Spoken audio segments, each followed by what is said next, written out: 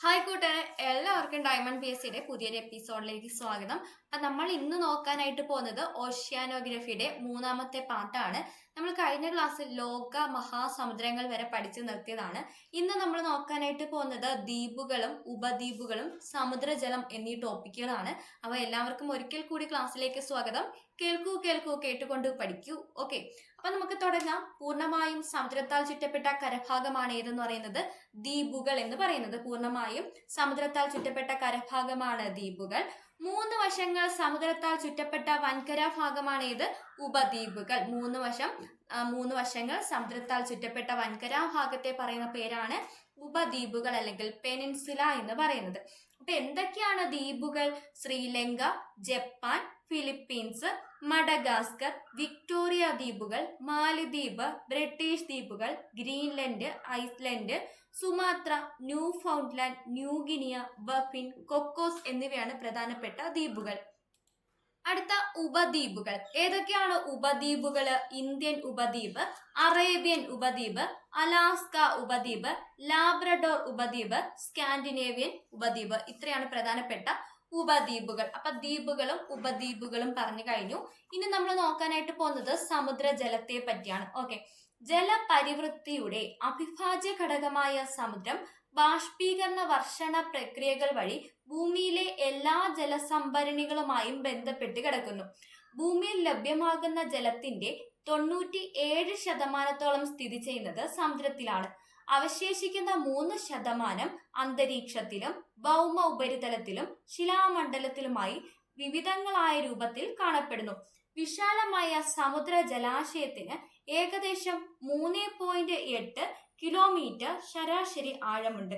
അപ്പം സമുദ്ര ജലാശയത്തിന്റെ ആഴമാണ് പറയുന്നത് 3.8 കിലോമീറ്റർ ശരാശരി ആഴം. ഓക്കെ, ഇനി സമുദ്രജലത്തിന്റെ പ്രധാന സവിശേഷതകൾ എന്തൊക്കെയാണ്? താപം, ലവണത്വം, സാന്ദ്രത. സമുദ്രജലത്തിന്റെ പ്രധാനപ്പെട്ട സവിശേഷതകളാണ് താപം, ലവണത്വം, സാന്ദ്രത.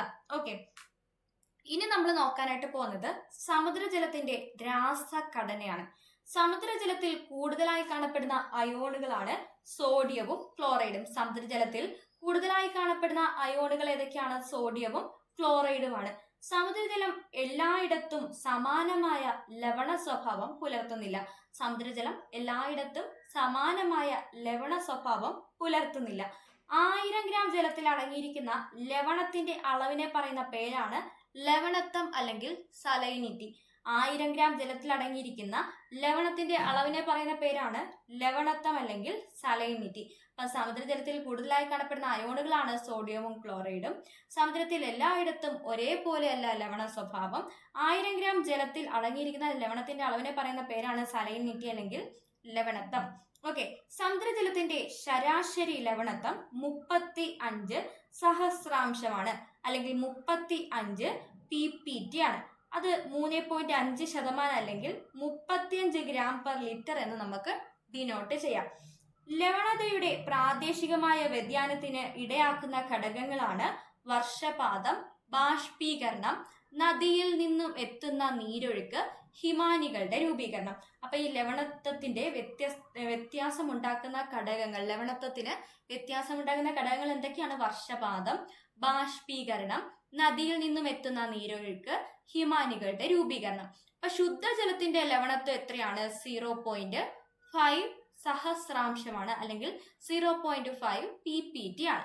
ഈ 0.5 PPTക്കും 17 PPTക്കും ഇടയിൽ ലവണാംശമുള്ള ജലത്തിനെ പറയുന്ന പേരാണ് ക്ഷാരജലം. അപ്പൊ 0.5നും 17 PPTക്കും ഇടയിലുള്ള ലവണാംശമുള്ള ജലത്തെ വിശേഷിപ്പിക്കുന്ന പേര് ക്ഷാരജലം അല്ലെങ്കിൽ ബ്രാക്കിഷ് വാട്ടർ എന്നാണ്. ഓക്കെ, നദികളിൽ നിന്നുമുള്ള ശുദ്ധജലവും സമുദ്രജലവും തമ്മിൽ കൂടിച്ചേരുന്ന അഴിമുഖങ്ങളിലെ വെള്ളത്തിന് ക്ഷാരജലത്തിന് ഉദാഹരണമാണ് കേട്ടോ.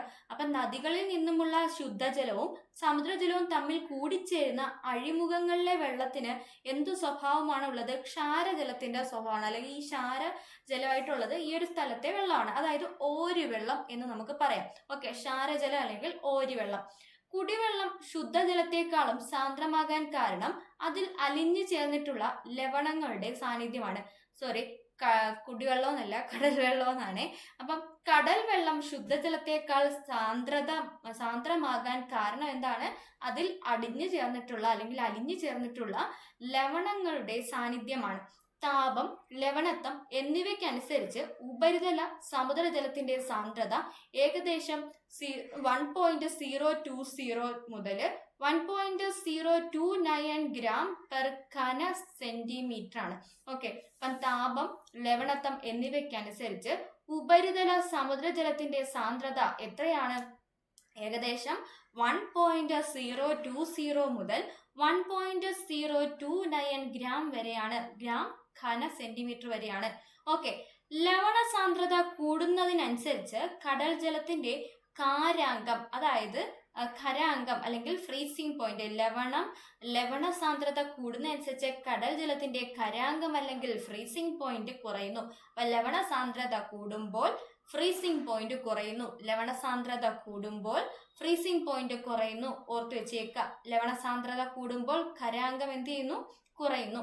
സാധാരണയായി സമുദ്രജലം തണുത്തുറയുന്ന താപനില എത്രയാണ്? സാധാരണയായിട്ട് സമുദ്രജലം തണുത്തുറയുന്ന താപനില 2 ഡിഗ്രി സെൽഷ്യസ് ആണ്.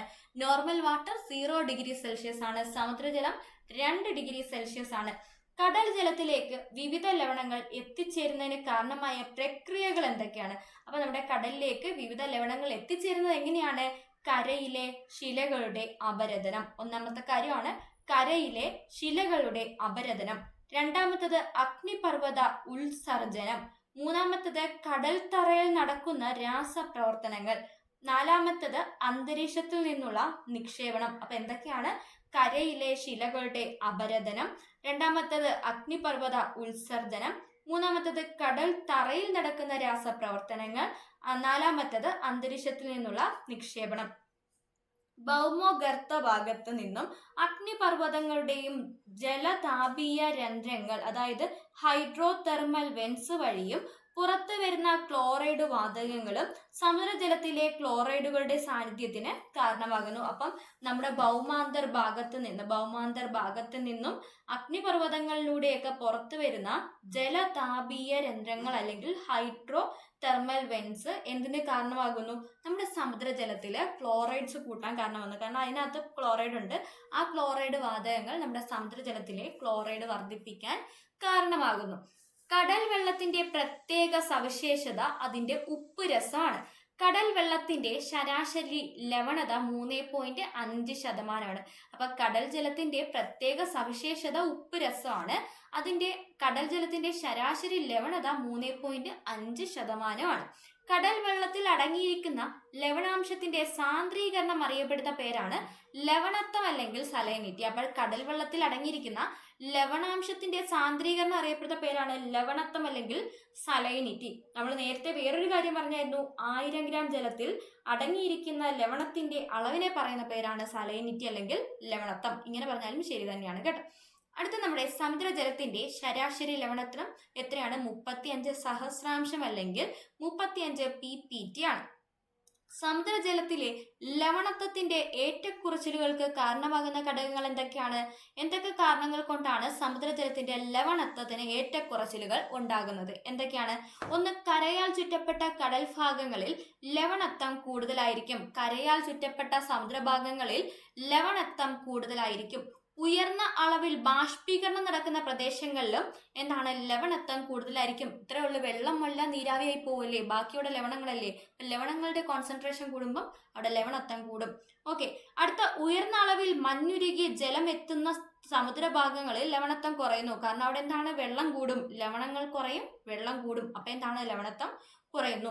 ധാരാളം നദികൾ വന്നു ചേരുന്ന സമുദ്രഭാഗങ്ങളിൽ ലവണത്വം കുറയുന്നു. നദികളാണ് ശുദ്ധജല സ്രോതസ്സുകൾ. അതിനകത്ത് ലവണം കുറവുള്ള നദികളിലെ ജലം വന്നു ചേരുമ്പോൾ അവിടെ എന്താണ്? വെള്ളത്തിന്റെ അളവാണ് കൂടുതൽ, ലവണം അവിടെ കുറവായിരിക്കും. അപ്പൊ എന്താണ്? ലവണത്വം കുറയുന്നു. ഉയർന്ന അളവിൽ മഴ ലഭിക്കുമ്പോൾ എന്താണ്? അവിടെയും വെള്ളമാണ് ആഡ് ആവുന്നത്. അപ്പം ഉയർന്ന അളവിൽ മഴ ലഭിക്കുന്ന സ്ഥലങ്ങളിലും ലവണത്വം കുറയുന്നു. ധ്രുവ പ്രദേശങ്ങളെ അപേക്ഷിച്ച് ഭൂമധ്യരേഖാ പ്രദേശങ്ങളിലാണ് ലവണത്വം കൂടുതൽ. എന്തുകൊണ്ടായിരിക്കും? അവിടെ ചൂട് കൂടുതലാണ്. അപ്പം ജലം ബാഷ്പമായിട്ട് പോവും, ബാക്കി ലവണങ്ങൾ അവിടെ കാണും. ലവണങ്ങളുടെ കോൺസെൻട്രേഷൻ അവിടെ കൂടുതലായിരിക്കും. അതുകൊണ്ട് തന്നെ അവിടെയാണ് ലവണത്വം കൂടുതൽ. സമുദ്രജലത്തിലെ ലവണത്വത്തിന്റെ മുഖ്യഭാഗം സോഡിയം ക്ലോറൈഡ് ആണ്. അപ്പോൾ ഏറ്റവും കൂടുതൽ സമുദ്രജലത്തിലുള്ളത് ഏതാണ്? കറിയുപ്പായിട്ടുള്ള നമ്മുടെ സോഡിയം ക്ലോറൈഡ് ആണ്. സമുദ്രജലത്തിൽ അലിഞ്ഞു ചേർന്നിരിക്കുന്ന മറ്റ് ലവണങ്ങൾ അല്ലെങ്കിൽ മറ്റ് മൂലകങ്ങൾ ഏതൊക്കെയാണ്? Magnesium chloride, magnesium sulphate, calcium sulphate, potassium sulphate, calcium carbonate എന്നിവയാണ്. അപ്പം സോഡിയം ക്ലോറൈഡ് ആണ് കൂടുതലായിട്ടുള്ളത്. ബാക്കി എന്തൊക്കെയുണ്ട്? Magnesium chloride, magnesium sulphate, calcium sulphate, potassium sulphate, calcium carbonate. Okay, ഇനി അടുത്ത് നമ്മുടെ സമുദ്രജലത്തിലെ താപ വിതരണം എങ്ങനെയാണ് എന്നാണ് നോക്കാൻ പോകുന്നത്. അശാംശീയ വ്യതിയാനങ്ങൾക്കനുസൃതമായി സമുദ്രജലത്തിന്റെ താപനിലയിൽ വ്യത്യാസങ്ങൾ ഉണ്ടാകുന്നു. അപ്പൊ അക്ഷാംശീയ വ്യതിയാനങ്ങൾക്കനുസൃതമായിട്ട് സമുദ്രജലത്തിന്റെ താപനിലയിൽ വ്യത്യാസം ഉണ്ടാകുന്നു. ഏറ്റവും ഉയർന്ന താപനില രേഖപ്പെടുത്തുന്നത് ഭൂമധ്യരേഖയുടെ ഇരുവശങ്ങളിലുമാണ്. അത് നമുക്കൊരു സംശയമില്ല. അപ്പൊ ഏറ്റവും കൂടുതൽ എവിടെയാണ്? ഭൂമധ്യരേഖയുടെ ഇരുവശങ്ങളിൽ ഒരു 10 ഡിഗ്രി വരെയാണ് ഏറ്റവും കൂടുതൽ താപനില രേഖപ്പെടുത്തുന്നത്. ഇവിടെ ശരാശരി 27 ഡിഗ്രി സെൽഷ്യസ് താപനില രേഖപ്പെടുത്തുന്നു. മധ്യരേഖാ പ്രദേശങ്ങളിൽ നിന്നും ധ്രുവീയ മേഖലകളിലേക്ക് പോകുന്തോറും താപനില ഗണ്യമായി കുറഞ്ഞു വരുന്നു. ഓക്കെ, മധ്യ അശാംശീയ മേഖലകളിൽ താപനില ഏകദേശം 10 ഡിഗ്രി സെൽഷ്യസ് വരെയും ധ്രുവീയ മേഖലകളിൽ -2 ഡിഗ്രി സെൽഷ്യസ് വരെയും താപനില താഴുന്നു. സമുദ്രജലത്തിന്റെ താപനിലയെ സ്വാധീനിക്കുന്ന ഘടകങ്ങൾ എന്തൊക്കെയാണ്? സൗരോർജം ഭൂമിയിൽ ലഭിക്കുന്നതിനുള്ള അസന്തുലിതാവസ്ഥ, സമുദ്രജല പ്രവാഹം, കാറ്റുകൾ എന്നിവയാണ്. അപ്പൊ സമുദ്രജലത്തിന്റെ താപനിലയെ സ്വാധീനിക്കുന്ന ഘടകങ്ങൾ ഭൂമിയിൽ സൗരോർജം ലഭിക്കുന്നതിനുള്ള അസന്തുലിതാവസ്ഥ, അതായത് നമ്മുടെ ഭൂമിയുടെ ആ ജിയോയിഡ് ഷേപ്പ് കാരണം നമ്മുടെ ഭൂമിയിൽ സൂര്യൻ ഡയറക്റ്റ് എല്ലായിടത്തും ഒരേ കണക്ക് എത്തൂല. അവിടെ നമ്മുടെ ഇക്വേറ്റർ അല്ലെങ്കിൽ ഭൂമധ്യരേഖാ പ്രദേശത്ത് ഡയറക്റ്റ് അടിക്കും. അതുപോലെ നമ്മുടെ ധ്രുവീയ പ്രദേശങ്ങളിൽ ചരിഞ്ഞുകൊണ്ട് കുറച്ച് അകലെ ആയിരിക്കും ധ്രുവീയ പ്രദേശങ്ങളുള്ള, അല്ലേ? അപ്പൊ അത് കുറച്ചുകൂടെ സഞ്ചരിക്കണം. അപ്പൊ അങ്ങനെ അസന്തുലിതാവസ്ഥ ഉള്ളത് ഒന്നാമത്തെ കാരണം. അടുത്ത സമുദ്രജല പ്രവാഹങ്ങൾ മറ്റൊരു കാരണം, അതുപോലെ കാറ്റുകളും കാരണമാണ്. ഇനി നമ്മുടെ സമുദ്രജലത്തിന്റെ സാന്ദ്രതയാണ് നോക്കുന്നത്. സാന്ദ്രത എന്താണ്? സമുദ്രജലത്തിന്റെ സാന്ദ്രത സമുദ്രങ്ങളിൽ എല്ലായിടത്തും ഒരേപോലെ അനുഭവപ്പെടുന്നില്ല. അപ്പൊ ലവണത്വം പോലെ തന്നെയാണ് സാന്ദ്രതയും എല്ലായിടത്തും ഒരേ കണക്കല്ല. ഇതിന് കാരണം സമുദ്രജലത്തിന്റെ ലവണത്വത്തിലും താപനിലയിലും കാണപ്പെടുന്ന ഈ ഒരു വ്യത്യാസമാണ്. താപം വർദ്ധിക്കുമ്പോൾ സാന്ദ്രത കുറയുന്നു. താപം വർദ്ധിക്കുമ്പോൾ സാന്ദ്രത കുറയുന്നു. ലവണത്വം കൂടുമ്പോൾ സാന്ദ്രത കൂടുന്നു. ലവണത്വം കൂടുമ്പോൾ സാന്ദ്രത കൂടുന്നു. താപം കൂടുമ്പോൾ സാന്ദ്രത കുറയുന്നു. പഠിച്ചു വെച്ചേക്കുക. ഓക്കെ, ഇനി നമ്മുടെ സമുദ്രജലത്തിന്റെ സാന്ദ്രതയും മർദ്ദവും എങ്ങനെയാണ് എന്നാണ് നോക്കാൻ പോകുന്നത്. ജലം വായുവിനേക്കാൾ കൂടുതൽ സാന്ദ്രമായതിനാൽ കൂടുതൽ ആഴത്തിലേക്ക് പോകും തോറും മർദ്ദം കൂടി വരുന്നു.